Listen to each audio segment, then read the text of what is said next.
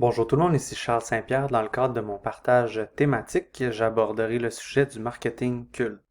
Évidemment, la réflexion que je vais vous partager aujourd'hui dans le cadre de ma vidéo a grandement été influencée par le livre de Douglas Atkin, The Culting of Brands, puis je vous appliquerai également ma réflexion à l'aide d'un cas concret qui est assez révélateur pour moi. L'aspect le plus marquant pour moi qui est présenté est vraiment les 10 étapes à respecter pour élever une marque à un autre niveau puis en faire une marque culte. Puis ça a été révélateur pour moi lorsque j'ai appliqué cette compréhension théorique-là à la pratique au niveau des marques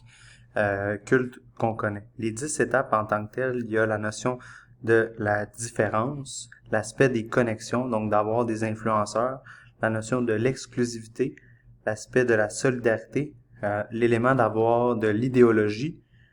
l'autre aspect qu'on qualifie de love bomb en anglais, donc de s'assurer d'inonder entre guillemets les clients, les consommateurs avec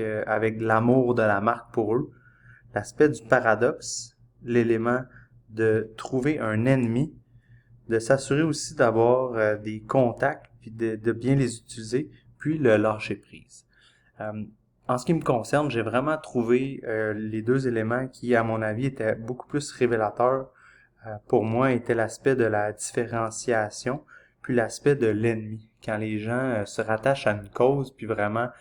voient le côté inverse de la compétition, ça peut vraiment créer un effet de levier important, puis je vais vous le présenter dans un cas bien précis par la suite. J'ai également recensé d'un point de vue plus personnel avec ces 10 étapes-là qu'il y avait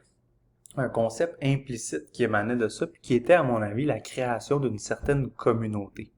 À la lumière de l'analyse et de la compréhension des 10 étapes que je vous ai expliquées au préalable et de la compréhension du concept implicite que je vous ai expliqué de la création d'une communauté, le cas d'Apple est tout de suite venu à mon esprit en ce qui me concerne, puis de la compréhension que j'en fais. L'entreprise a vraiment tenté à la base d'innover en se dotant d'une approche différente pour vraiment venir se séparer de la masse des gens qui utilisaient PC puis créer une entité complètement différente qui allait donner un sens réel aux consommateurs, qui allaient devenir finalement des fans de cette entreprise-là, puis qui allait vraiment venir unifier l'ensemble des consommateurs, puis de les définir en quelque sorte euh, en tant que propriétaire de produits Apple. Donc pour moi, la création de cette communauté-là, par le biais de la distanciation avec le concept original de PC a été, à mon avis, puis dans la compréhension que j'en ai, la base d'Apple, puis de l'ascension